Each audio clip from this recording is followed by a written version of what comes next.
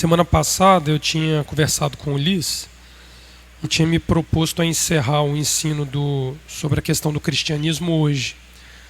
Mas o Ulisses me deu um puxão de orelha, sem saber, ele estava me alertando de um assunto que iria ficar sem ser abordado, que era a Páscoa. Quando nós estamos falando sobre as bases que o cristianismo usa para se desfazer dos mandamentos de Adonai, nós até agora trabalhamos um único tema. O único tema que nós conversamos até agora foi a unicidade do Pai.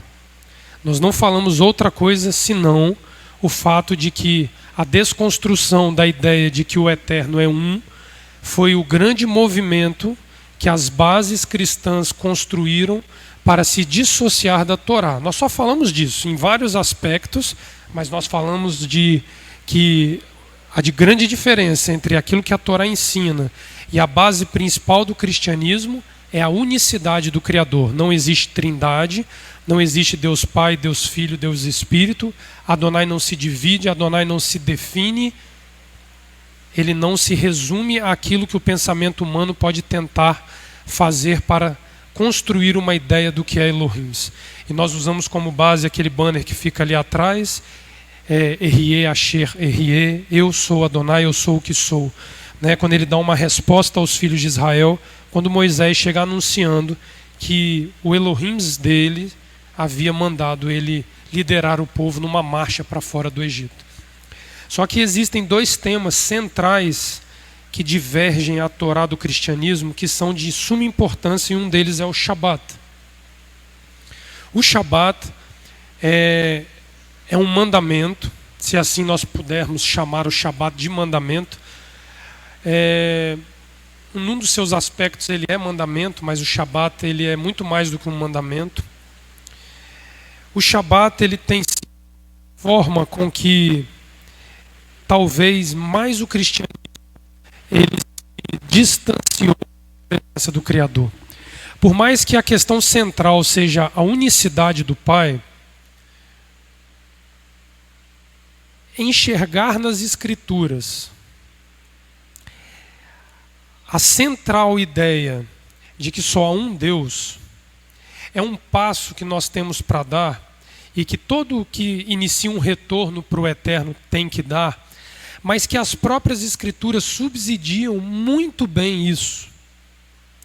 Porque o Shabat ele está do início ao fim como um sinal na Bíblia Sagrada para todos os tempos. Ele foi um sinal para a criação, ele foi um sinal para Israel, ele é um sinal para nós hoje, porque ele compõe as Escrituras. Você não vê uma informação tão precisa quanto a referência do dia de Shabat para qualquer aspecto, seja um aspecto positivo ou negativo da narrativa bíblica. O que eu quero dizer com isso?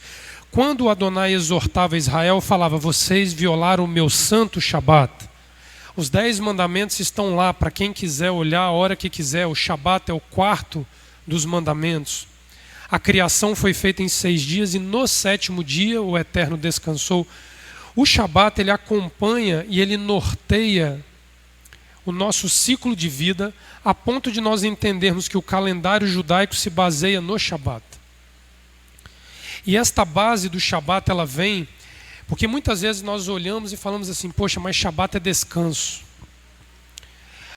Dentro da exegese rabínica tem-se uma contagem muito precisa de que a minoria das vezes a raiz hebraica que dá origem ao nome Shabat ela é usada na ideia de descanso. Shabat ele é muito mais usado na Torá e pelos profetas como uma raiz que fala de um encerrar. É algo que Adonai forçadamente para. A raiz vai a um contexto mais primitivo, falando a respeito de juramento. O número 7, Sheva, que dá origem ao numeral 7 em hebraico, ele comunga de uma mesma raiz que dá origem ao nome Shabat. E a raiz é Shaba no hebraico. Esta raiz Shaba, ela literalmente é juramento. Quando Abraão ali faz um pacto com 7 animais junto a Abimeleque, Ali ele fazia um juramento com Abimeleque. Por isso que o lugar chamou-se Beersheva, o Poço dos Sete, local onde juramentou-se com 7 animais, símbolo do significado de Shabat. Então, quando nós olhamos a essência do significado de Shabat, ele na verdade é um dia para ser de Adonai, para julgar. Todo o nosso ciclo de vida em 6 dias é julgado ao 7º dia de cada semana da nossa vida. E o juízo que Adonai estabelece a cada 6 dias na nossa vida está em linha com os juízos estabelecidos nas porções da Torá que nós estudamos. Hoje o nome da paraxá é qual? Miketz. No fim. Quando encerrar. Quando finalizou. Quando terminou. Ali nos foi ensinado hoje de manhã que isso significa o marco de tempo das fases da vida do homem que se encerram para que outra comece.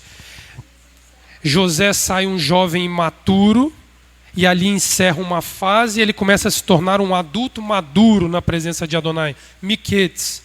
Isso é Shabat. Hoje, na Parashá Miketz, cada um de nós tem uma fase da nossa vida que precisa se encerrar para dar início a outra, porque este é o julgamento deste Shabat. Quando nós estudamos a Parashá Vayeshev tem um ensino que é o julgamento para a nossa vida naquele ciclo de Shabat. Shabat é descanso para o homem, para que Adonai o julgue em repouso. Porque as obras executadas na semana precisam ser julgadas ao final de um ciclo semanal por Adonai. Ele criou todas as coisas em 6 dias. A Bíblia vai dizer no capítulo 2 do Gênesis que ele viu tudo o que ele fez. Agradou-se da criação de 6 dias. E no 7º dia ele cessou, ele encerrou a obra que ele fez. Nós cantamos isso toda sexta-feira ao pôr do sol. Porque ele mesmo julgou a sua própria obra e viu que era muito bom. O problema é que ao final de um Shabat eu posso ser julgado como não tendo sido muito bom.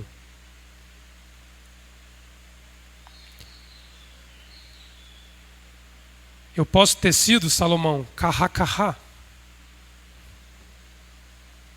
Ou eu posso ter sido apenas tov, bom. Eu posso ter sido muito ruim na presença de Adonai no ciclo de 6 dias. Quando nós estamos diante de um Shabat, por isso que nós temos que pensar muito quando nós abdicamos da guarda de um determinado Shabat na nossa vida. É como se nós ali não estivéssemos traduzindo e dando ao Shabat a relevância que o Shabat tem naquilo que ele julga naquele sábado. Eu não vou hoje a Parashá Balak. Eu abandono a Parashá Balak. Mas o que eu fiz nos 6 dias, Ulisses, da semana da Parashá Balak vai ser julgado na minha vida, eu tendo descansado ou não. Porque é o dia que os homens e a criação descansa para que Adonai julgue. E aí ele reinicia um novo ciclo de semana, trazendo uma outra etapa de julgamento para nós. Então o Shabat não é para ser usufruído num descanso simbólico, tipo... É o dia que eu pego meu filho, eu levo na praia, eu vou para uma praça, eu fico na rede descansando. Não.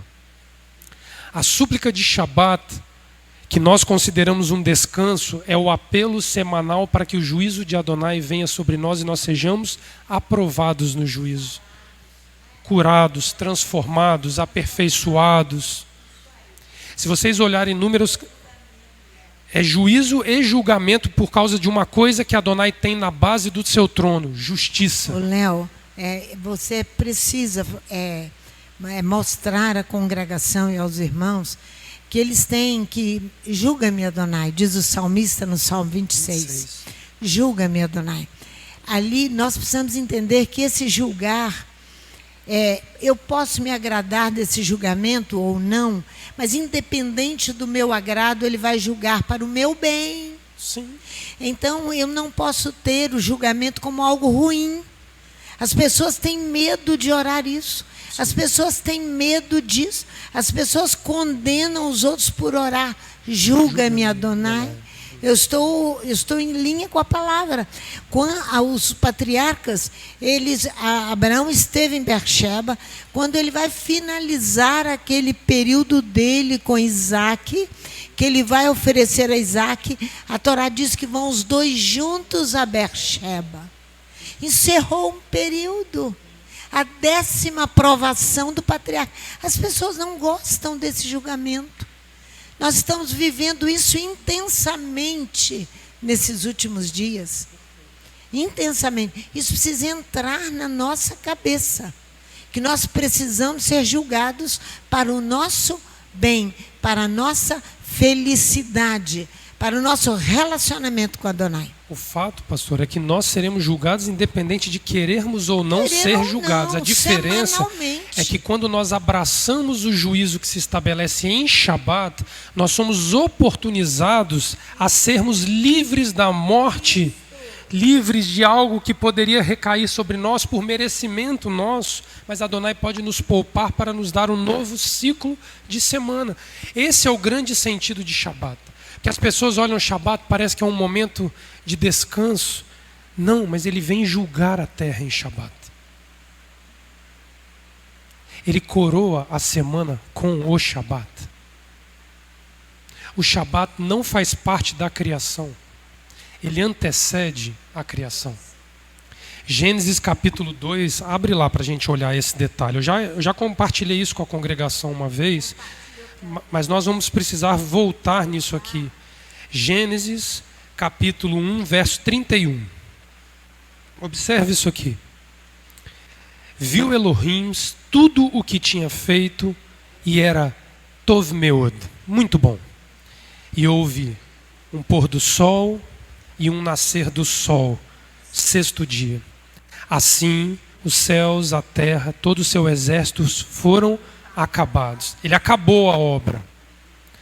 Havendo Elohim acabado no 7º dia a obra que fizera, descansou nesse dia de toda a obra que tinha feito. E abençoou Elohim o 7º dia, o santificou, porque nele descansou de toda a obra de criação que fizera. Aqui Adonai se bota na ação daquele que cria, e ele se bota na ação daquele que para julgar.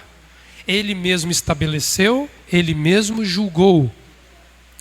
O problema todo é que você não vê dizendo que ele criou o 7º dia. O 7º dia estava lá. Ele estava aguardando o final de 6 dias de obra para se revelar aos homens. Então o Shabat já era pré-existente na vontade divina. O que aguardava eram 6 dias que o precedessem. Adonai criou e ele parou. O homem trabalha, o homem para. A diferença é que quem julga em Shabat não é a criação, é o próprio Criador. Quando o mundo cristão remove o Shabat como um sinal de relação permanente entre homem e o seu Criador, existe uma ruptura brutal com Adonai. É como se você negasse o direito divino de te julgar semanalmente para te dar a vida ou te sancionar para a morte. Nós oramos o profeta Isaías todos os dias da semana. Eu formo a luz e crio as trevas. Eu faço a paz e crio o mal. Eu, eterno, faço todas essas coisas. O Shabat vem para definir se ele vai te dar o bem ou se ele vai te dar o mal. Se ele vai te dar a vida ou se ele vai te dar a morte. São ciclos de Shabatot contados diante de Adonai. Não tem como escapar do vínculo entre relacionamento com Adonai e guarda de Shabat. O mundo cristão vem e viola isso numa brutalidade, usando como pretexto, só tem um pretexto para essa adulteração: a ressurreição do Messias ao 3º dia. Que ele teria ressurgido num domingo, e o ato da ressurreição messiânica no domingo torna aquele dia sagrado no lugar de Shabat. Essa é a base teológica cristã para a substituição do sábado pelo domingo. Interessante que quando nós formos olhar os meandros ali da ressurreição, nós vamos ver duas ações que têm como princípio a guarda do Shabat.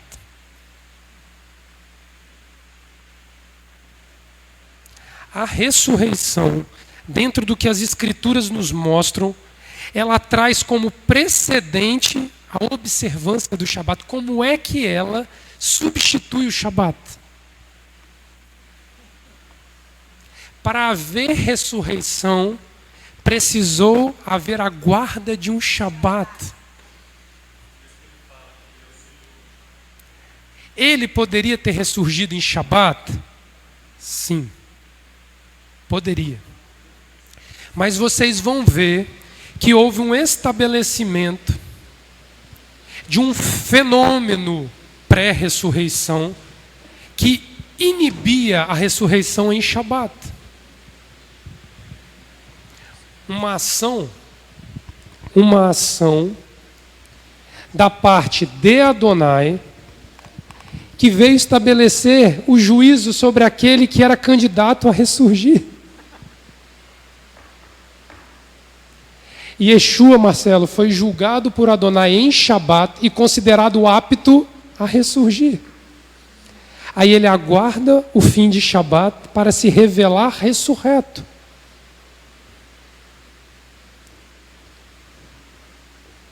Vocês entendem que o Shabat foi sagrado e foi amplamente guardado para que houvesse a ressurreição? Como é que a ressurreição tomou o lugar de Shabat? Nós vamos olhar isso aqui em detalhes. Lucas, no capítulo 24, 46, não precisa ir lá não, vai dizer assim: porque estava previsto que o Cristo ressurgiria ao terceiro dia. Esta previsão, Leomar, tem um fundamento altamente sólido na guarda do Shabat. O que nós vamos precisar entender é uma ligeira e aparente divergência entre Mateus, Marcos e Lucas e João. Porque para tornar a coisa mais sagrada ainda, João é o mais preciso e o que não tem incoerência no seu discurso para marcar a data da morte e da ressurreição. Vocês vão ver que, segundo João, o dia da preparação antecedeu um Shabat. E não era possível remover o corpo em Shabat. Mateus, Marcos e Lucas, eles não têm compromisso com esta precisão de tempo. Eles mesmos divergem no seu próprio discurso. Era um discurso retroativo a um evento. Eles narram retrocedendo dentro da própria narrativa e vocês vão ver que eles antecedem o fato antes dele acontecer. João, ele tem um discurso linear que coloca Yeshua no madeiro às vésperas de Pêssah, no 14 de Nisan. E José de Arimateia lança-se para enterrá-lo antes do Shabat, para santificar o Shabat. A ressurreição dele vem num fenômeno que nós vamos observar aqui agora, autorizado simplesmente por Adonai, não foi humano. As próprias mulheres que acompanham o sepulcro não vão buscar este evento sobrenatural que aconteceu no sepulcro dele em Shabat. Elas esperam o término de Shabat para ir, o que demonstra que o evento acontece em Shabat. E a ressurreição dele muito provavelmente se dá numa Havdalah de Shabat. Ao ato de apagar-se a luz da vida de Yeshua, ressurge. Isso é João que nos conta isso de uma forma linear. Sabe qual que é o grande problema? Como o cristianismo está totalmente abdicado do Shabat, totalmente. Ah não, Leonardo, mas tem os adventistas que guardam o Shabat. Não guardam. Eles guardam o sábado. O Shabat como mandamento que evoca julgamento sobre nós na semana e que norteia as demais celebrações bíblicas que sucedem o Shabat, não são guardadas. Então não há guarda de Shabat. Existe uma diferença de você ser sabadista e você ser um guardião do Shabat. Porque quando você é guardião do Shabat, você traz sobre si o fenômeno do juízo de Adonai semanal sobre a sua e a minha vida. O mundo cristão não assume, porque não julgueis para não ser.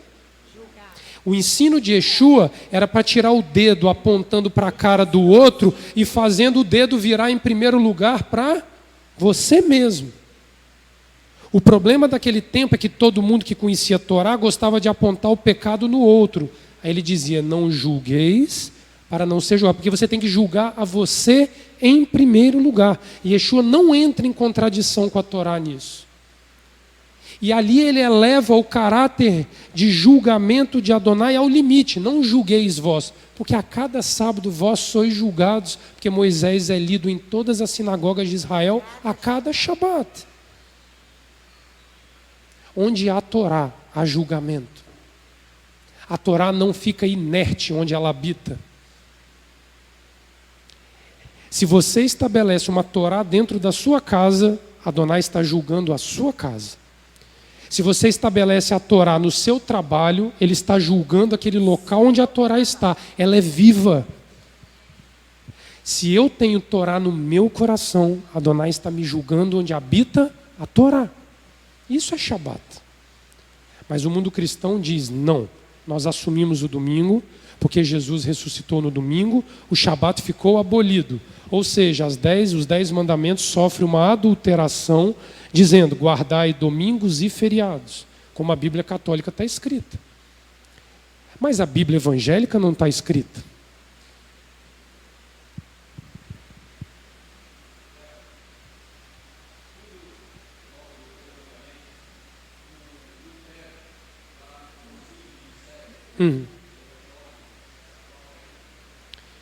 Não.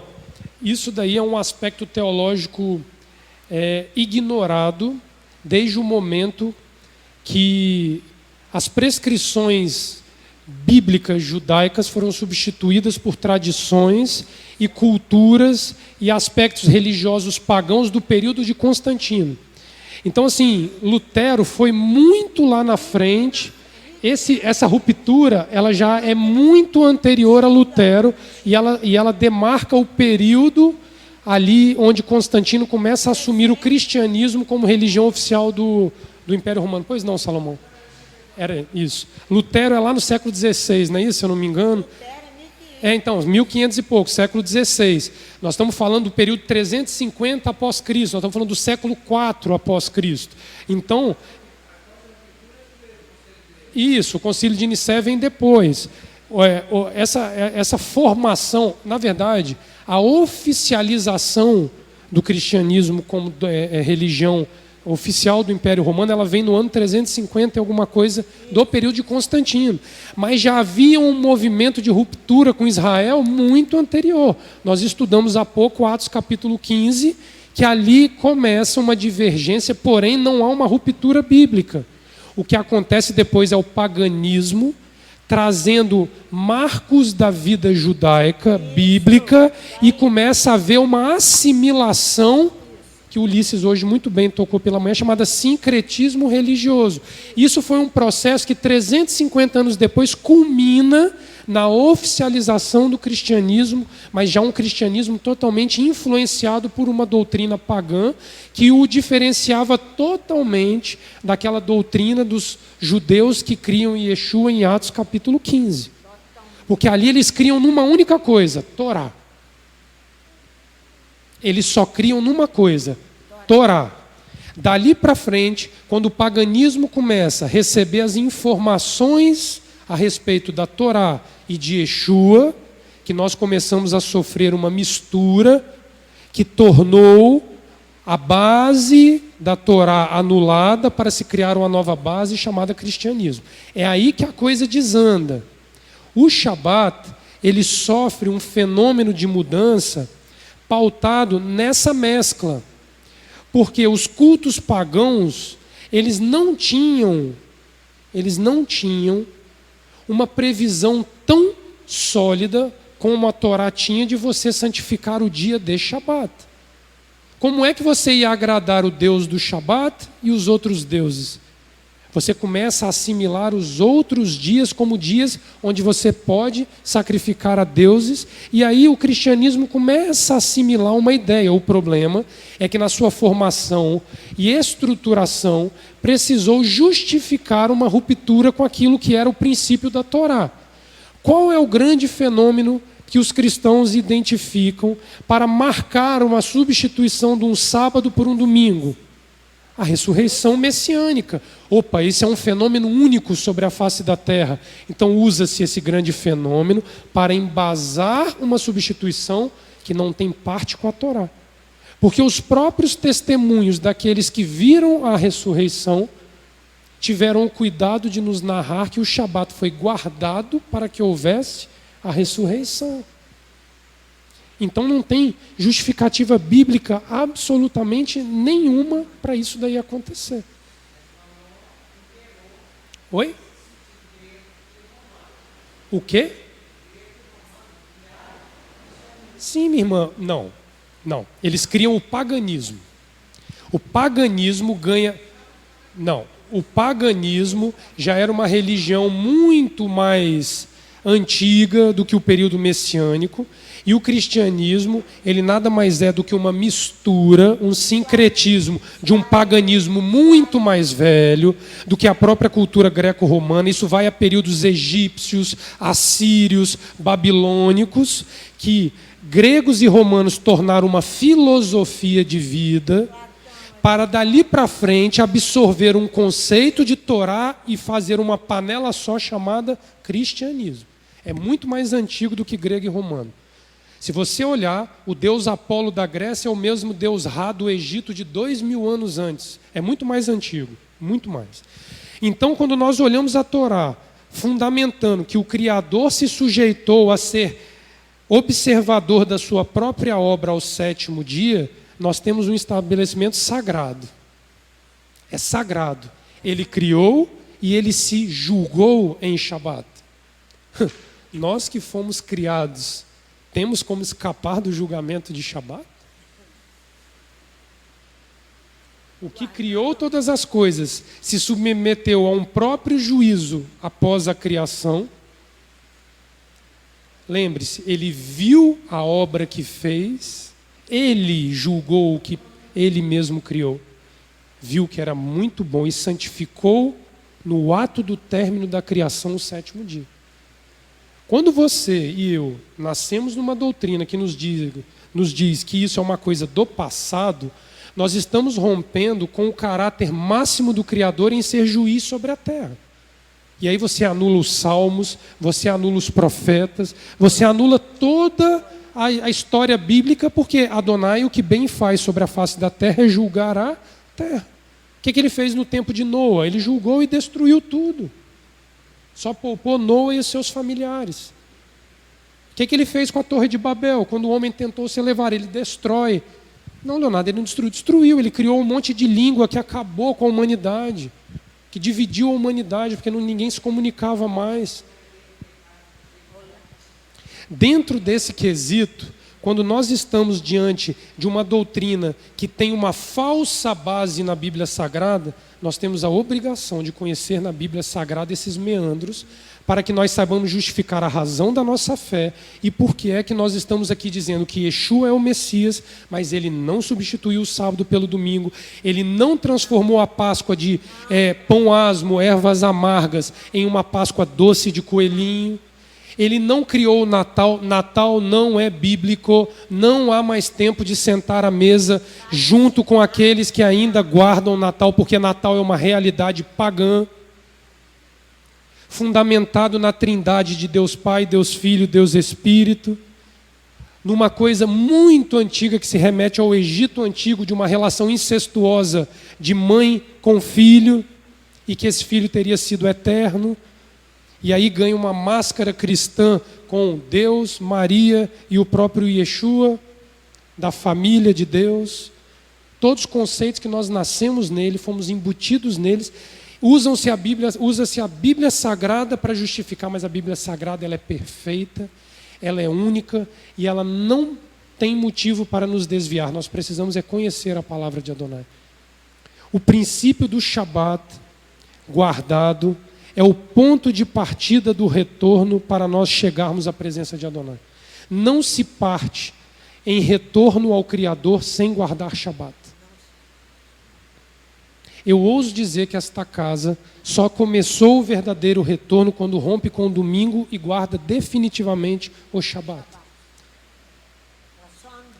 Ensaiamos um retorno, vimos as campinas de Moabe, vimos o Jordão, mas para cruzar o Jordão precisou deixar o domingo para abraçar o Shabat.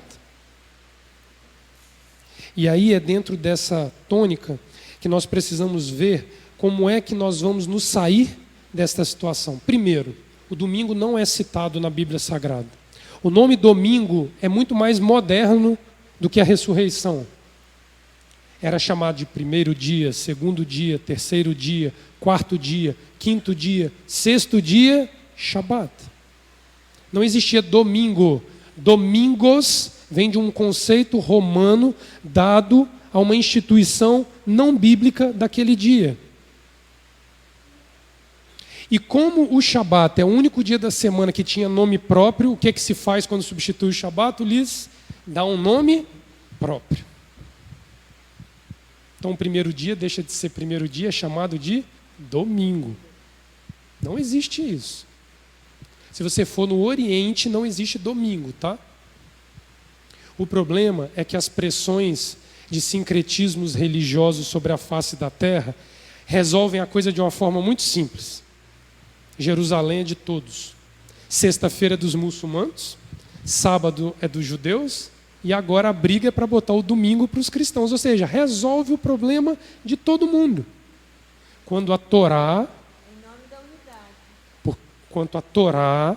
anuncia que o Shabat é o Shabat e o resto é o resto.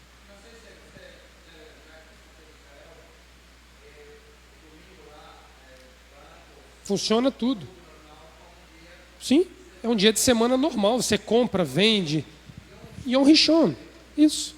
Só que agora estão querendo instituir o domingo como um dia de paralisação por causa da influência cristã lá dentro. O que eu estou querendo dizer, Salomão, é que a Torá vai sendo botada de lado devagarinho para agradar a todos e aí vive todo mundo bem. E Jerusalém é a cidade símbolo de que as diferenças podem ser resolvidas. Com certeza. Eu não tenho dúvida disso. Eu não tenho dúvida disso, meu irmão. Você sabe por que, Salomão, que vai ter peso para Jerusalém? Porque não se pode adulterar o mandamento.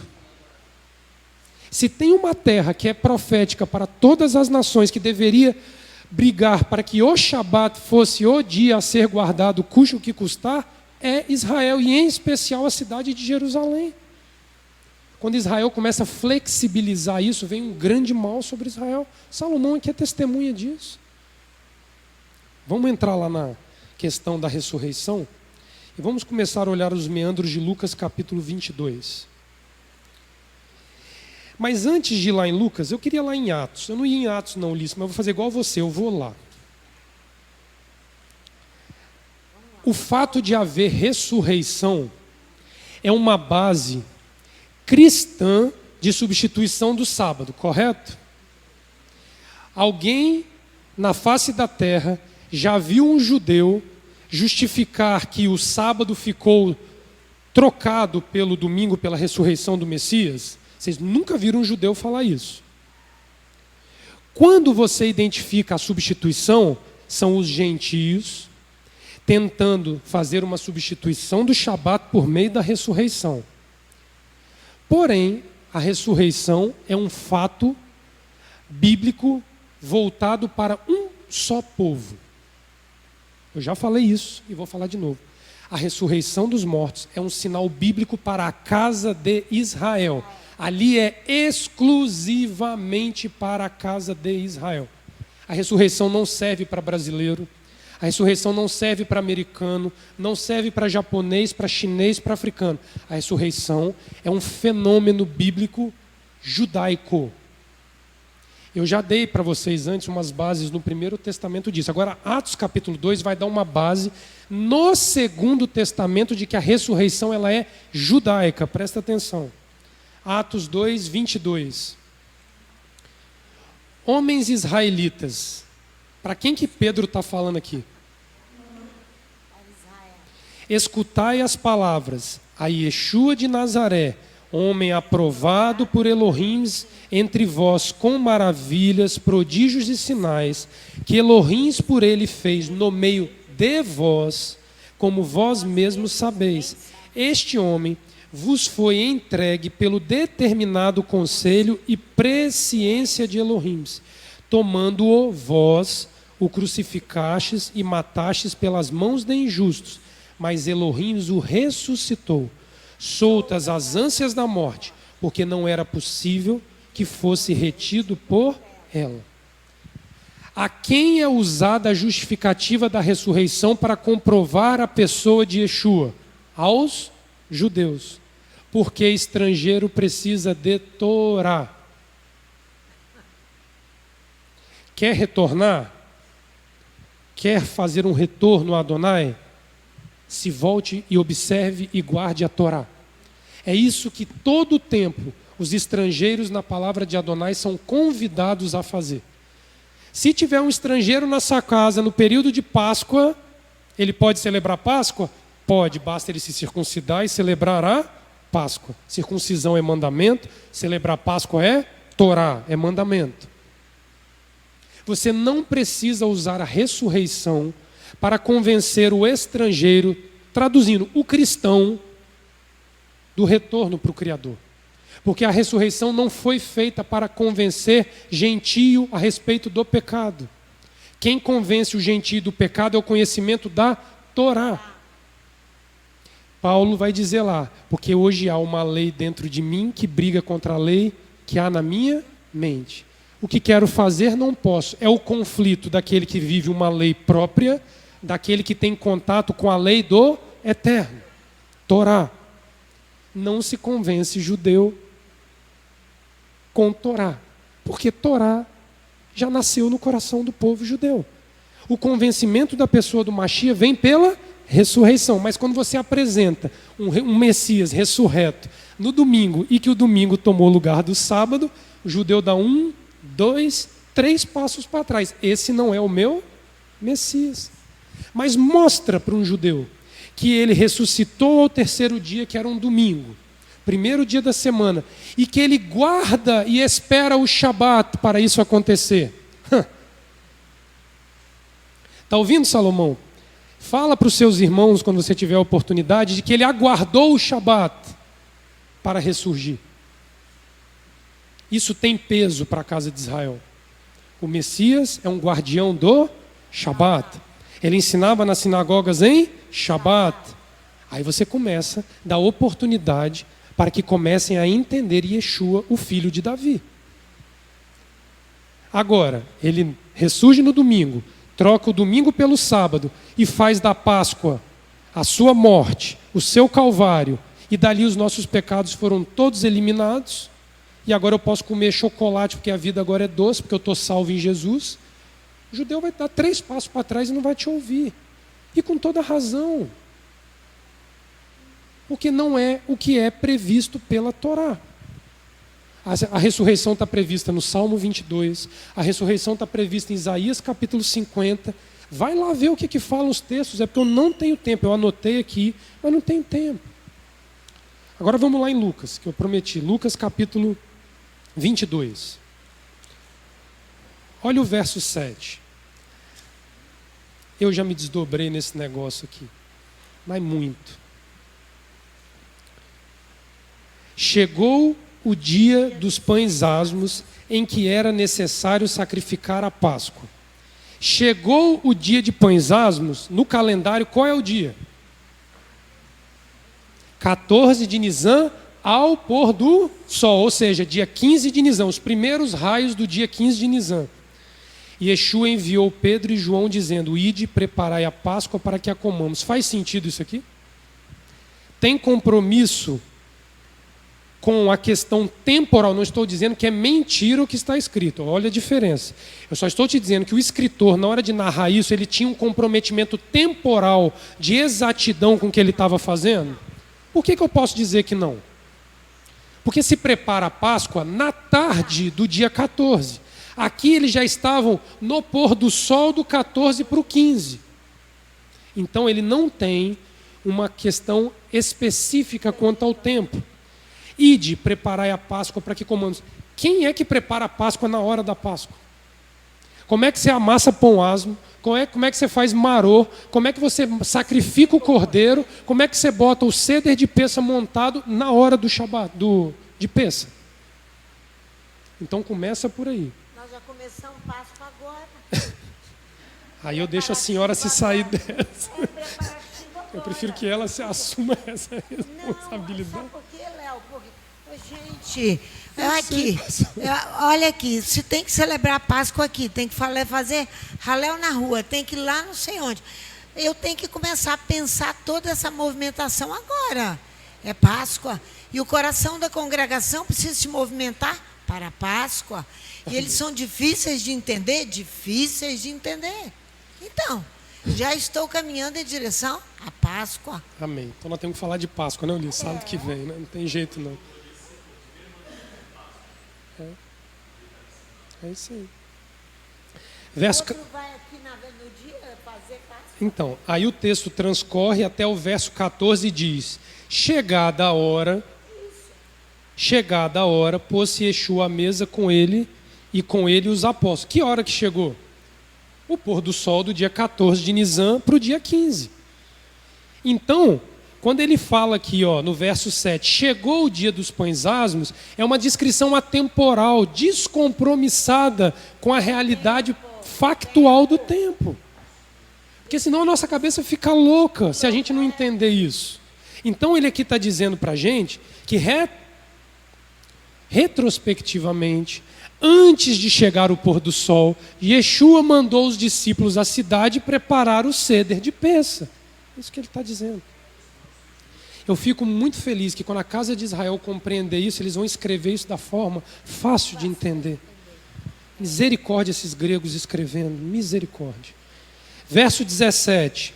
Então Yeshua tomou o cálice, deu graças e disse: tomai-o, reparti-o entre vós.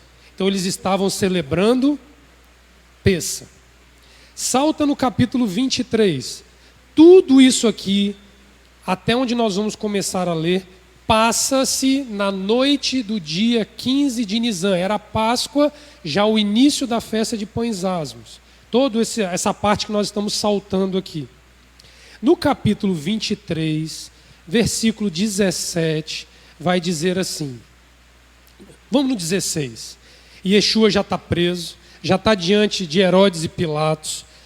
O Sinédrio mandou prender ele no Getsêmani na madrugada do dia 15 de Nisan, no primeiro dia de pães asmos. Olha o verso 16. Portanto, eu o castigarei e o soltarei. Está aqui Herodes e Pilatos. Ele não é culpado. Vocês querem que eu culpe o homem? Eu vou ter que bater nele, eu vou ter que espancar porque ele foi preso, mas eu vou soltar porque eu não tenho como incriminar.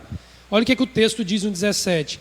E era-lhe necessário soltar-lhes um detento por ocasião da festa. Então está dentro da data de Pessa. Aqui era 15 de Nisan. Verso 46. Do capítulo 23. Não, aqui, vamos no 44. Não, 42, vamos lá. Então disse Yeshua, já na cruz, eterno, lembra-te de mim quando entrares no teu reino. Respondeu-lhe Yeshua, em verdade te digo que hoje estarás comigo no paraíso. Adom, lembra-te de mim quando entrares no teu reino. Respondeu-lhes Yeshua, em verdade te digo que hoje estarás comigo no paraíso. Já era quase a hora sexta e houve trevas em toda a terra até a hora nona.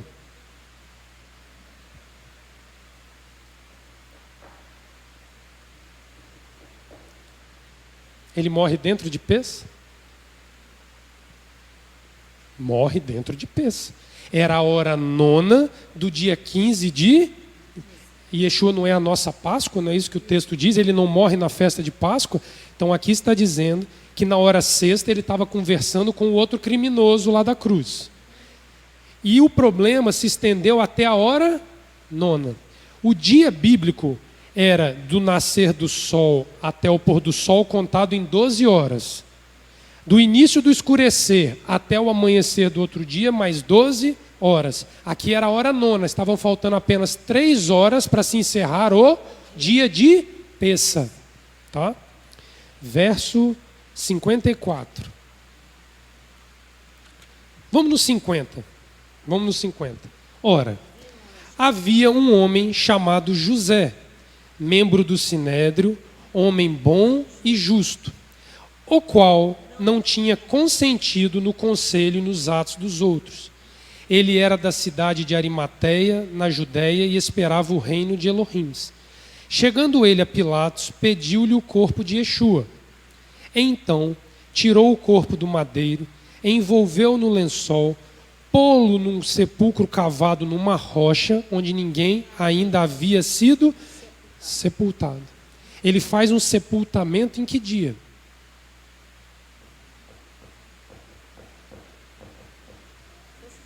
Pêssah. Ele faz um serviço funeral no dia 15 de Nisan. Aí olha aqui que o texto começa a pegar. Era o dia da preparação e ia começar o... Então ele morre numa sexta-feira, ao final da tarde. Tinha que fazer o serviço de sepultamento, porque em Shabat não se sepulta ninguém. Mas Pêssah é um Shabat. Aqui nós podemos dizer que o Shabat foi o primeiro dia do Homer daquele ano. Era 16 de Nisan naquele Shabat. O Homer não se conta na primeira pôr do sol após o dia 15 de Nisan. Dia 16 de Nisan a gente não começa a contar o Sefirat HaOmer. E Yeshua descansa no primeiro dia do Sefirat HaOmer. Yeshua nas festas bíblicas. Ele é Pêssah no dia 15. Ele morre no dia 15, a festa é preparada no dia 14, um pouquinho antes do pôr do sol. Ele come o Pêssah, ele vai ao Getsêmani orar e clamar pela sua alma, porque ele sabia que ia morrer. Ele é traído por Judas.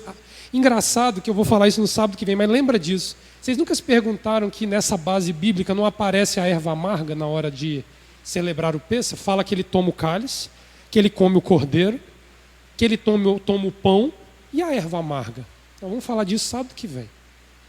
Tem erva amarga na festa. Não são as lágrimas, a erva amarga? Lembra disso daí que sábado que vem nós vamos chegar lá. Me cobrem isso.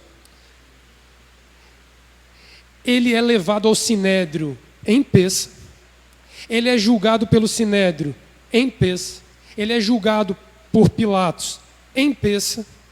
Ele é crucificado ao final de Pêssah. Só que o final de Pêssah iniciava-se um Shabat. Ele não podia ressurgir em Shabat. Então, o 15 de Nisan, que era o dia de Páscoa, foi o primeiro dia, porque foi o dia que ele morreu, certo? O dia 16 era um Shabat, ele não podia ressurgir. O dia 17 de Nisan daquele ano era um domingo, quando aparentemente ele ressurge. Isso é o que Lucas está dizendo para a gente. E olha só que interessante a continuidade do texto. Verso 54, era o dia da preparação, ia começar o sábado. As mulheres que tinham vindo com ele da Galileia seguiram a José e viram o sepulcro e como o corpo fora depositado ali. Elas participam indiretamente do sepultamento, porque a mulher não participa do funeral judaico em cemitério, só os homens fazem o serviço funeral no cemitério. Então, no local onde se enterra, tá? Então, voltaram, prepararam as especiarias e os ungüentos para colocar onde? No sepulcro. E no sábado repousaram conforme o mandamento. O que interrompeu as mulheres de irem lá ornamentar o sepulcro do Mashiach? A chegada do dia de... Você imagina, aqui no texto de Lucas não fala, mas é Maria Madalena, uma dessas mulheres que Mateus e Marcos vão afirmar que é ela. Acho que João também fala que é ela. Elas preparam o funeral do Messias, mas o Shabat as interrompe de celebrar o funeral, de ornamentar o funeral. Mas José de Arimateia faz o serviço antes do Shabat. O que elas passaram o sábado esperando acontecer? O término do sábado, para poder ir à sepultura e colocar sobre a sepultura dele as especiarias que elas tinham aqui. Tudo certo quanto a isso? Tudo, né? Então tá bom. Capítulo 24, verso 1. Tá tudo certo quanto a isso? A parte temporal ficou entendida? Olha o capítulo 24. No primeiro dia da semana, bem cedo, o Shabat acabou no dia 16 de Nisan, ao pôr do sol. Passou-se a noite e a madrugada sem visitar o túmulo do Messias, e no raiar do dia, na primeira hora do dia, foram ao sepulcro levando as especiarias que tinham preparado. Então já era um dia que podia-se levar as especiarias ao túmulo de uma pessoa que morreu, ok? Mas acharam a pedra removida do sepulcro. Teve um trabalho antes desse momento. Houve uma manifestação divina que a pedra que cobria o sepulcro de Yeshua, logo nas primeiras horas do dia, havia sido movida. Mas quando entraram, não encontraram o corpo do Adão. Estando elas perplexas a esse respeito, de repente pararam junto delas 2 homens com vestes resplandecentes. Elas ficaram tão atemorizadas que se curvaram com o rosto em terra, mas os homens lhes disseram: por que buscais entre os mortos quem está vivo? Ele não está aqui, mas ressurgiu. Lembrai-vos do que vos disse estando ainda na Galiléia. Logo pela manhã, ele já estava lá? Ele ainda estava lá? Não. Quando elas chegaram, a pedra já estava removida? Sim. Que horas que aconteceu a remoção? Nós vamos chegar lá. Aqui é a narrativa de Lucas, tá? Lucas trata exatamente com essa simplicidade os marcos de tempo da narrativa da ressurreição do Mashiach. Mas nós vamos a Mateus agora. Volta em Mateus capítulo 26. Olha como que o texto mantém uma tendência despretensiosa quanto ao fato temporal. 26:17, Mateus. Presta atenção nisso. Porque eu quero chegar a mostrar a vocês como é linear a fala de João comparando com Mateus, Marcos e Lucas. Mateus 26, verso 17. Olha o mesmo problema de Lucas aqui. No primeiro dia da festa dos pães asmos, os discípulos se aproximaram de Yeshua e lhe perguntaram: onde queres que façamos os preparativos para comermos a Páscoa? De novo, ele preparou a Páscoa na hora da Páscoa, porque está dizendo que era o dia da festa. Vai no verso 20, o mesmo assunto de Lucas. Chegada a tarde, assentou-se à mesa com os 12. É retrospectivo, eles estavam no 14 de Nisan, na tarde do 14 de Nisan, no verso 17, e no verso 20, eles já estavam na hora exata do pôr do sol do dia 15 de Nisan, ok? Do 14 para o 15 de Nisan. Vai ao 27:1. Chegada a manhã, todos os sacerdotes e os anciãos do povo tomaram a decisão de matar a Yeshua. Que dia que foi tomada a decisão de matar Yeshua? Na manhã do primeiro dia de Pêssah, de pães asmos. Eu pergunto para vocês, esta manhã, que era a manhã da decisão do assassinato de Yeshua, era autorizado se fazer alguma coisa desse tipo? Em Pêssah você pode tomar esse tipo de decisão? Você em Pêssah está buscando o quê? O que faz você comer pão asmo por uma semana?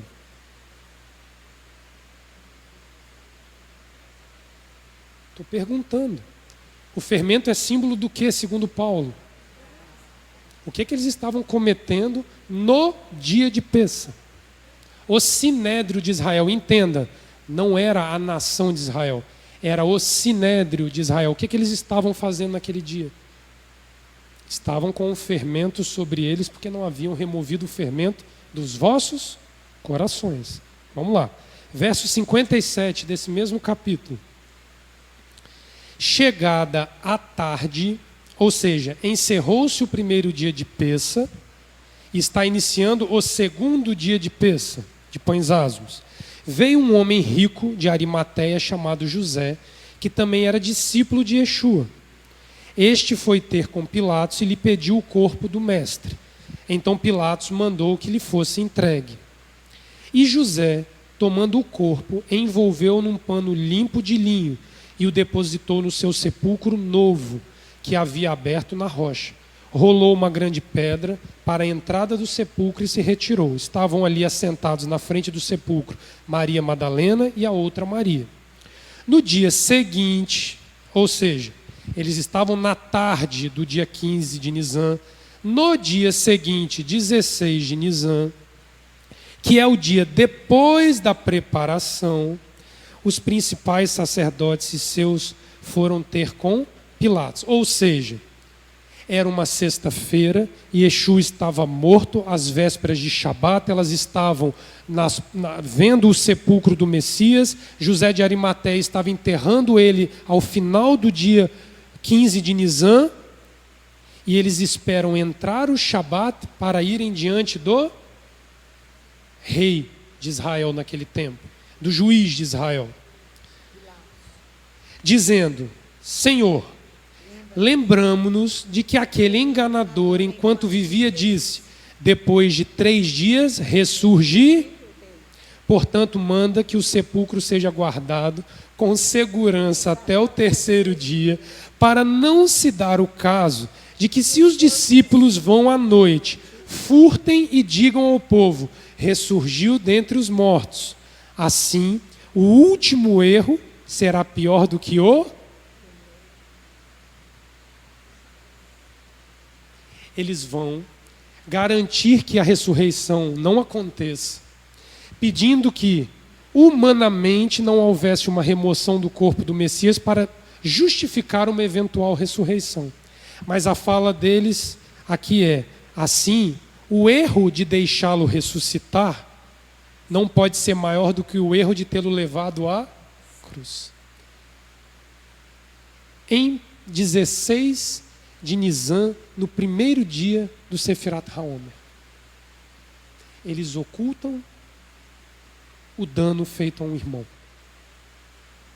Eles tentam ocultar o dano feito a um irmão, a história de um irmão, a lembrança de um irmão, para que o nome dele não perpetuasse.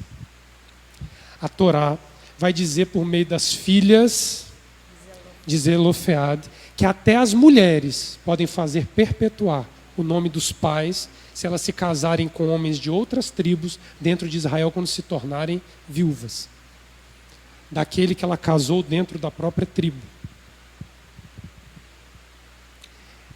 O Primeiro Testamento e o Segundo Testamento falam de Torá o tempo inteiro. O que não ajuda é que a escrita, ela é totalmente descompromissada com palavras que se atribuem diretamente à Torá. Mas quando nós vamos olhando devagarinho, nós estamos vendo os questionamentos e as falhas de cumprimento de Torá em cada ponto daquilo que foi feito a respeito da ressurreição do Messias. Nós paramos no 64, não foi isso? Agora nós vamos ao... Oi? Não é isso? Nós vamos ao... Isso. Agora nós vamos a Mateus 28, no verso 1. Depois do sábado, ao raiar do primeiro dia da semana, ou seja, ele morre na sexta, no sábado eles vão pedindo que o túmulo fosse vigiado, as mulheres passam a madrugada esperando o raiar do sol para irem à sepultura, colocar os ornamentos da sepultura do mestre. Maria Madalena e a outra Maria foram ver o sepulcro. Olha como é que o texto é frágil. Foram ver o sepulcro. O texto diz que elas já tinham visto José de Arimateia enterrando o Messias. Elas foram ver o sepulcro. Elas foram ornamentar o sepulcro do Messias. Elas não foram ver o sepulcro.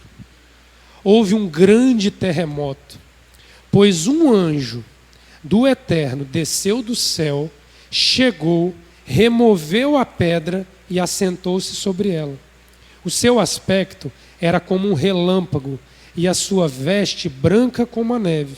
Os guardas tremeram de medo dele e ficaram como mortos. Mas o anjo, dirigindo-se às mulheres, disse: não tenhais medo, pois eu sei que buscais a Yeshua que foi crucificado. Ele não está aqui, já ressurgiu, como havia dito. Ele é preciso em dizer que o Shabat já tinha acabado. Mas ele também é preciso em dizer que passou-se uma madrugada e um evento divino aconteceu. Esse evento divino sucedeu-se pós-Shabat. O próprio Criador poupa o dia de Shabat para não violá-lo, para mostrar a sacralidade do dia de Shabat. Gente, se não tem uma coisa mais bonita do que o texto está dizendo, que você aguarda Shabat, porque em tese, Leomar, ele poderia ter ressurgido logo no dia seguinte. O que é que impediria ele, pastora Sandra, de ressurgir em Shabat? Ele curou em Shabat. Ele fez milagres em Shabat. Por que ele não ressurge em Shabat? Por que ele se deu o direito de curar alguns em Shabat e ele mesmo não ressurgir em Shabat? Porque a vida que ainda não foi santificada é emergencial que ela seja salva. E Yeshua tinha garantido da parte do Pai um acesso à ressurreição que lhe permitia o cumprimento de Shabat, porque não havia emergência na situação. O fato dele permanecer um dia a mais no sepulcro não botava em risco a garantia de ressurreição que ele havia adquirido pela santidade que ele teve. A garantia da não violação de Shabat em nossa vida é a tradução de uma vida santificada que nós vamos construir diante de Adonai. Shabat após Shabat. O indivíduo que está prestes a morrer, ele não tem a oportunidade, Leomar, às vezes, de esperar um Shabat para a salvação. E Yeshua não era só salvo, Ulisses, ele era um homem ressurreto. Ele descansa na sepultura para depois ascender à presença do Pai. Como que o cristianismo quer traduzir a substituição do domingo pelo Shabat? Qual foi o cuidado que se teve com qualquer outro dia da parte messiânica do que com o próprio Shabat? E um Shabat que tinha um dia sagrado, porque o segundo dia da festa de Pessa também é sagrado. Pessa foi numa sexta. O Shabat acontece no dia do Sefirat HaOmer. Os dias sagrados Yeshua pode poupar para ressurgir. Ele não tira a vida dele em Pessa, tiraram a vida dele. Não foi ele que trabalhou em Pessa.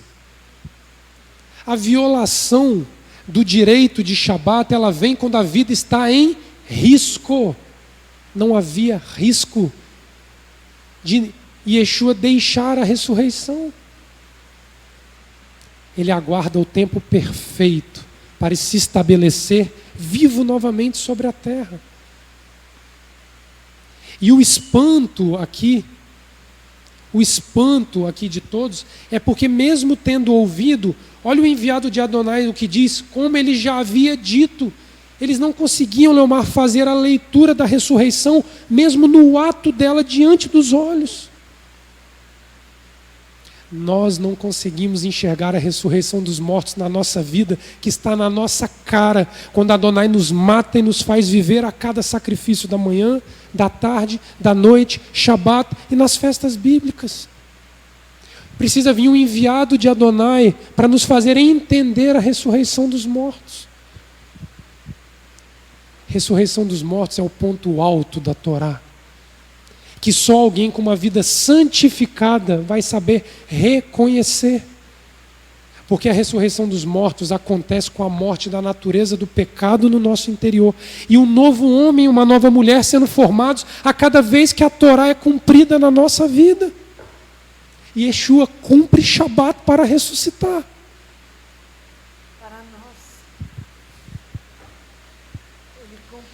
como que ele substituiu o domingo pelo sábado?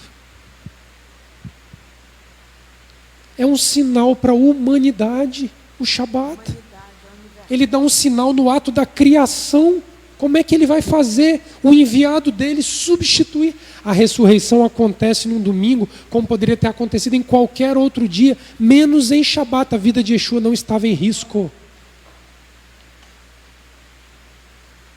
A vida daquele judeu não estava em risco, porque ele foi para a presença do Pai ressurreto, santificado, purificado, porque ele venceu o pecado. Mas para fazê-lo, ele guardou o Shabat. É sagrado demais para nós acharmos que uma mera doutrina teológica pode substituí-lo diante dos céus e da terra. E é o primeiro ponto que o cristianismo bate para fazer com que as pessoas se afastem do dia onde nós somos julgados. E Yeshua foi julgado pelo Pai em Shabat. E ele aguardou o juízo do Pai para ressurgir no primeiro dia da semana. É um clássico. Ele viveu a semana, descansou em Shabat e viveu uma nova semana ao primeiro dia. É a renovação que aquela vela da Havdalah nos lembra todo final de Shabat.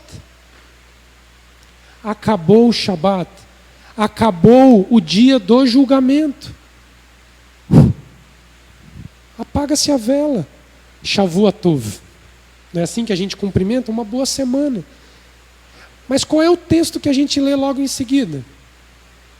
Isaías capítulo o quê? Qual? Eis que no Elohim da minha salvação. E aí nós começamos a anunciar uma nova semana que vamos ser sustentados por Adonai. Oi? Exatamente, Shemini Atzeret. A mesma renovação, só que ali é do ano, né? É do ciclo bíblico de festividades. Gente, Shabat é um clássico da Torá. É um clássico. Não se conhece Torá se você não passar por Shabat. Não conhece. Não conhece sem começar a guardar. Mas eu queria ir em João.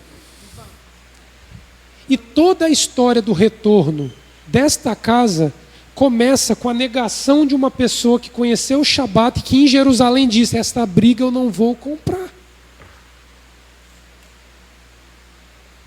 E uma outra boba assumiu a briga.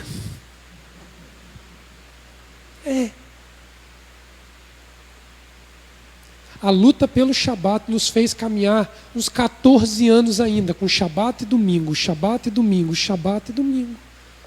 Não foi no final da Ilha de Santa Maria ali que rompeu-se definitivamente com a coisa? Da Ilha de Santa Maria ele nos deu habitação na terra que nós estamos hoje. Olha lá, a enciclopédia ali da casa. 25 de maio de 2010. 11 anos que se rompeu com isso. E quantos se perderam por causa disso? Benjamim nasceu ainda quando tinha o culto de sábado à noite e de domingo à noite.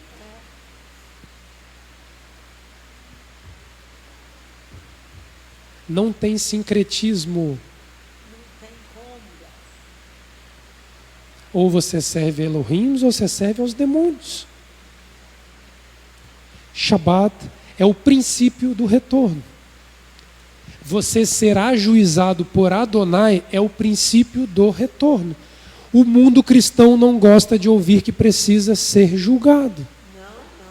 Dói no ouvido falar sobre julgamento, porque em Jesus todas as coisas se fizeram novas, eu já fui salvo, fui perdoado, eu tenho garantia da vida eterna. Mentira, nunca funcionou dessa forma.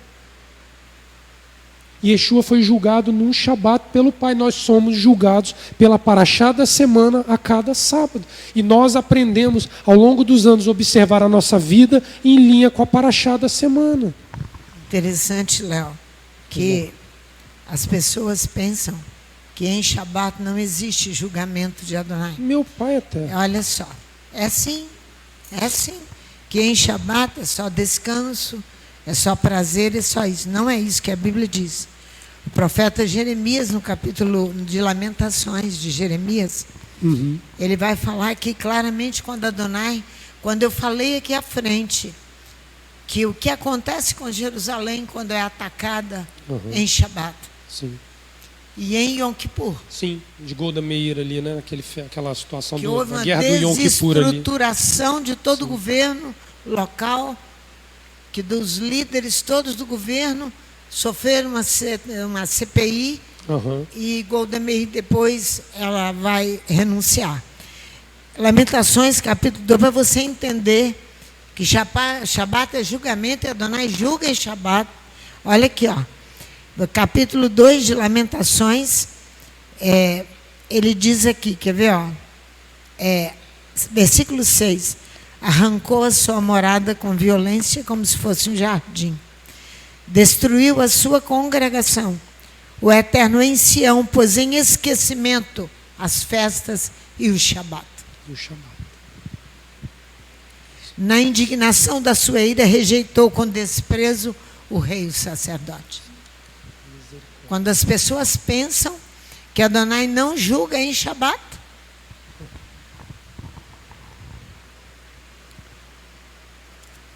João vai destoar um pouco da questão temporal essa situação de Yeshua.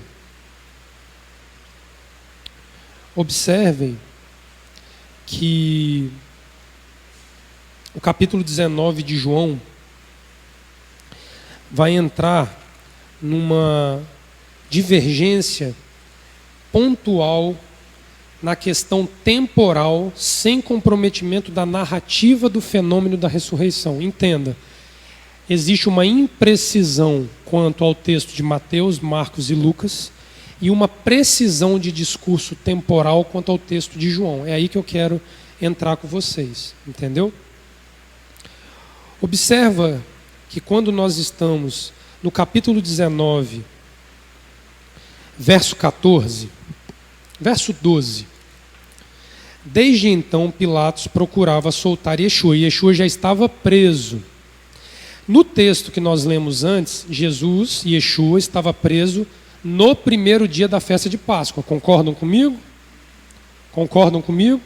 Aqui está dizendo, desde então Pilatos procurava soltar a Yeshua, mas os judeus continuavam a gritar, se soltares a este, não és amigo de César. Qualquer que se faz rei se opõe a César. Ouvindo Pilatos essas palavras, levou Yeshua para fora e sentou-se no tribunal, no lugar chamado pavimento em hebraico, Gábata.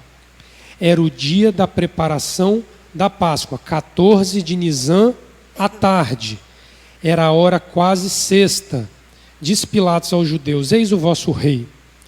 Salta no verso 28. Yeshua já fora crucificado.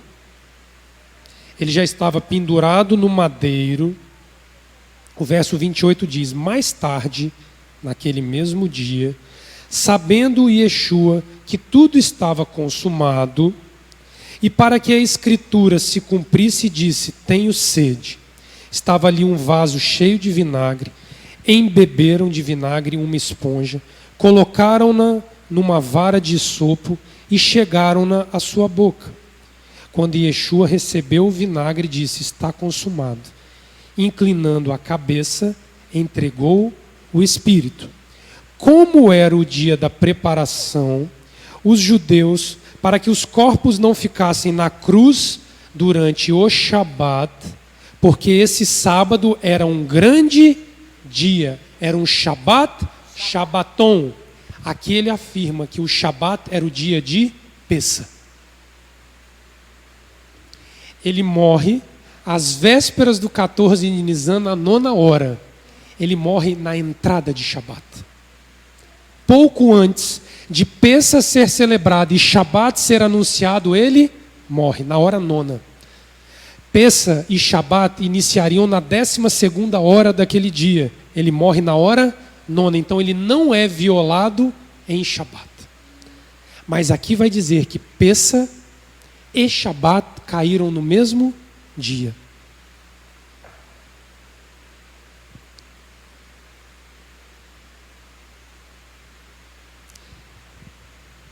Rogaram a Pilatos que se lhe quebrassem as pernas e fossem tirados.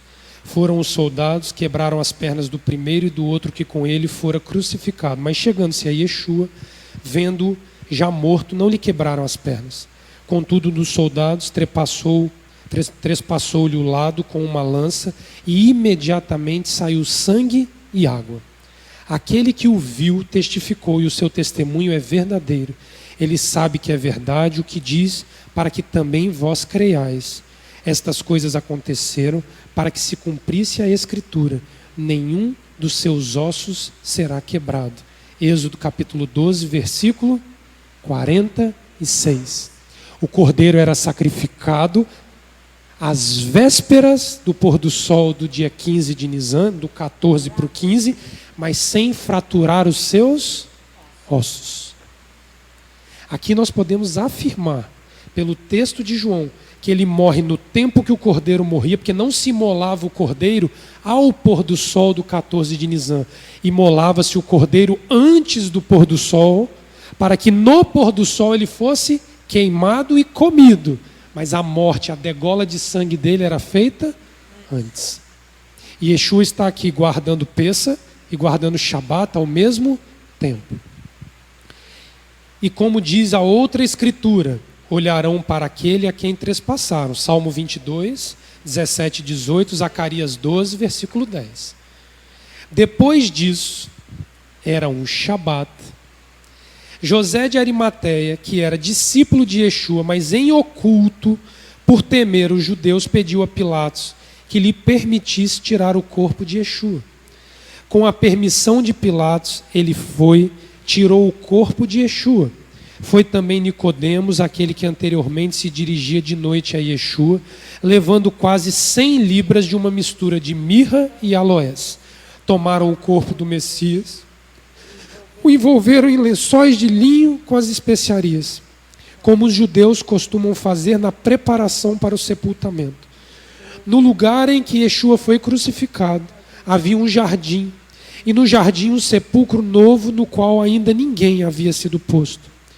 Porque o sepulcro ficava perto, e por causa da preparação dos judeus, puseram ali o corpo de Yeshua.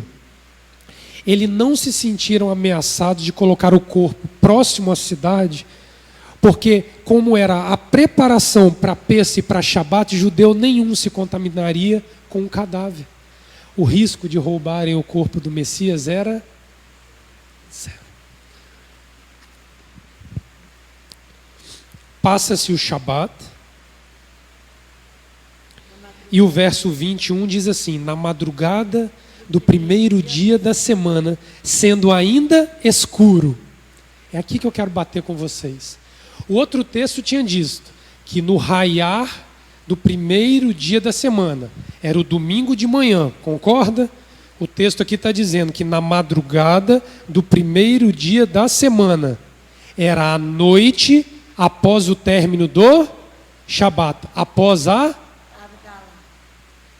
Sendo ainda escuro, Maria Madalena foi ao sepulcro e viu que a pedra fora removida da entrada. O texto de Mateus, Marcos e Lucas sugere que Maria Madalena ficou aguardando passar a noite de sábado, para no domingo de manhã chegar à sepultura. Aqui está dizendo que quando a vela de Avdalá se apagou, ela rapidamente se deslocou para o sepulcro do... Ela espera Shabat acabar, mas ela age de forma como uma boa judia, com boa leitura de visão espiritual. Eu confio muito mais no que João disse do que ela teria passado, Ulisses, uma noite dormindo para esperar amanhã do outro dia para ir ao sepulcro. Correu ela e foi ter com Simão Pedro e com o outro discípulo a quem Jesus amava e lhes disse: tiraram do sepulcro o Adão e não sabemos onde puseram. Ou seja, o evento acontece entre o apagar da vela da Avdalá e a chegada dela no sepulcro. Só que está dizendo que o sepulcro dele não era longe da cidade de Jerusalém. Então o deslocamento era curto. Então Pedro saiu com outro discípulo e foram ao sepulcro. Os dois correram juntos, mas o outro discípulo correu mais depressa do que Pedro e chegou primeiro ao sepulcro. Abaixando-se, viu no chão os lençóis de linho, mas não entrou. Chegou Simão Pedro, que o seguia, entrou no sepulcro e viu no chão os lençóis e o lenço que cobria a cabeça de Yeshua. O lenço não estava com os lençóis, mas enrolado num lugar à parte. Finalmente entrou também o outro discípulo que chegara primeiro ao sepulcro e viu e creu. Ainda não haviam compreendido que, conforme a Escritura, era necessário que ele ressurgisse dentre os mortos. Então os discípulos voltaram para casa, mas Maria ficou chorando fora, junto à entrada do sepulcro. Enquanto chorava, abaixou-se para olhar dentro do sepulcro. Viu 2 anjos vestidos de branco, assentados onde tivera o corpo de Yeshua, um à cabeceira e o outro aos pés. Os anjos lhes perguntaram: mulher, por que choras? Ela respondeu: levaram o meu Adão e não sei onde puseram. Tendo dito isto, voltou-se e viu a Yeshua ali em pé. Mas não percebeu que era Yeshua. Perguntou-lhe Yeshua: mulher, por que choras? A quem procuras? Pensando tratar-se do jardineiro, ela respondeu: Adão, se tu o levaste, diz-me onde o puseste, e eu irei buscar. Disse-lhe Yeshua: Miriam. Ela, voltando-se, disse em hebraico: Raboni, meu mestre. Disse-lhe Yeshua: não me detenhas, pois ainda não voltei ao Pai, mas vai ter com os meus irmãos, e diz-lhes: eu volto para meu Pai, e vosso Pai, meu Elohim, e vosso Elohim. Maria Madalena foi, anunciou aos discípulos, viu Adão, e disse que ele falara estas coisas. Chegada a tarde daquele dia, o primeiro dia da semana, e estando cerradas as portas do lugar onde estavam os discípulos, com medo dos judeus, chegou Yeshua, pôs-se no meio e lhes disse: Shalom Aleichem. Tendo dito isso, mostrou-lhe as mãos e o lado. E os discípulos se alegraram ao verem o Adão. Disse-lhes Yeshua de novo: Shalom Aleichem. Assim como o Pai me enviou, eu vos envio. Dizendo isso, soprou sobre eles e disse: recebei o sopro sagrado. Aqueles aos quais perdoares os pecados, são-lhes perdoados. Aqueles aos quais não perdoardes, ser-lhes-ão retidos. E Yeshua, à tarde do primeiro dia da semana, ou seja, ao pôr do sol do domingo para a segunda-feira, ele aparece ressurreto aos discípulos. Mas, segundo o texto, houve uma iminente ressurreição após o término de Shabat. A precisão de João quanto ao momento da ressurreição nos leva a entender a escolha de Adonai para ressurgir Yeshua ao término de Shabat. Ele é preciso. Maria Madalena corre ao apagar da vela de Havdalah e ele se encontra ressurreto. A santificação de Yeshua se dá no Shabat, mas a ressurreição dele é ao término de Shabat. Provavelmente, aquele estrondo daquele terremoto narrado por... Foi Lucas ou Mateus que narrou o terremoto? Que a gente leu. É Mateus, né, que narra, né? Que nós lemos que houve um terremoto. Deve ter sido o fator motivador para Maria Madalena correr para o sepulcro. Ela viu um sinal de que algo sobrenatural acontecia e ela correu para testificar. A divergência que há no texto é que João afirma que Shabat e Pessa caíram no mesmo dia. Mateus, Marcos e João afirmam exatamente que a ressurreição ela ocorre no terceiro dia, mas que Pessa haveria acontecido um dia antes do Shabat. A quem nós vamos dar crédito? Existe contrariedades na palavra do Criador? O foco da discussão a esse respeito não deve ser a data, se caiu no dia A ou no dia B. Mas o foco central que precedeu a ressurreição deve ser que em todos os 4 evangelhos, o Shabat foi preservado no ato da ressurreição.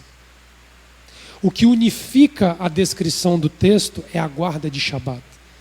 Nós não podemos pegar as questões temporais, que muitas vezes não são tão colocadas com precisão como Mateus, Marcos e Lucas parecem fazê-lo, e descompromissar o texto a ponto de dizer que eles perdem validade. É aqui que o mundo cristão não toca nesse assunto. Não se toca no assunto de dizer que há discordância entre o que Mateus, Marcos e Lucas falaram com o que João falou. Você sabe por que eles não conseguem tocar nesse assunto? E isso é motivo de dissertação e de teses de mestrados e doutorados da vida, dos teólogos? Oi? Não dá para ouvir com máscara na boca? Eles não tocam no assunto porque o cerne central da defesa do texto deveria ser a guarda de Shabat e não a precisão da data das festas. Quando você abdica do Shabat, você está automaticamente anulando a descrição da ressurreição dos 4 evangelhos. Porque se a Bíblia está dizendo a mesma história, como é que elas divergem quanto a isso? É o mesmo problema que, se nós formos olhar, existe entre os 400 anos que Israel ficou preso no Egito e os 430 anos que eles demoraram para sair. Quem está errado? A profecia ou o cumprimento? Olha na Torá, tem uma divergência de 30 anos. Isso anula a profecia? Isso anula o fato consumado da saída do Egito? Eu sou o eterno teu Elohim, que te tirei da terra do Egito, não terás para ti outros. Quando você se apoia na primeira palavra do Decálogo, você vê que o conflito de 400 e 430, ele se torna mínimo, porque você foi no foco que Adonai quis dar. Guarde o mandamento, guarde Shabat, e o Segundo Testamento está resolvido.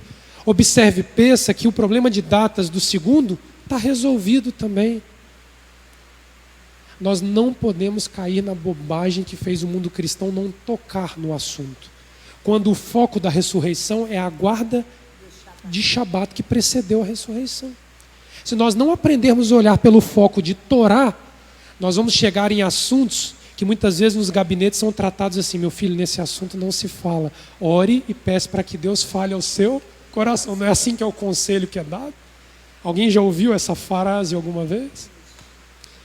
O Eterno precisa que nós reconheçamos o valor do Shabat para nós darmos início a um retorno verdadeiro para Ele. Não há, eu afirmo pelo custo da minha vida, que não há forma de retornar para Hashem sem antes passar pelo Shabat. Porque se isso acontecer, toda a Escritura Sagrada precisa ser anulada. Porque do início, ele anunciou que o Shabat seria um sinal e um dia a ser guardado e santificado. Antes de se estabelecer Israel como povo, antes de se separar Abraão para uma aliança, antes de se fazer Moisés conduzir um povo, receber uma Torá e anunciá-la à humanidade, o Shabat já estava presente. Ele faz parte da assinatura do nome de Adonai. Se você quer chegar a conhecer este Elohim narrado em Gênesis capítulo 1 como o Criador de todas as coisas, eu e você precisamos passar pela verdadeira guarda de Shabat.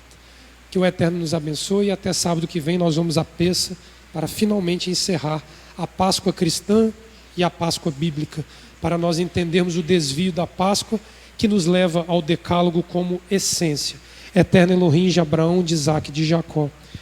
Nos abençoa, Pai, eu te suplico, nos guarde, para que na nossa mente o Shabat seja guardado como o princípio do retorno para Ti. Sustenta-nos a cada semana, para que quando chegarmos ao Shabat, nós tenhamos a nossa vida sancionada pelo Eterno.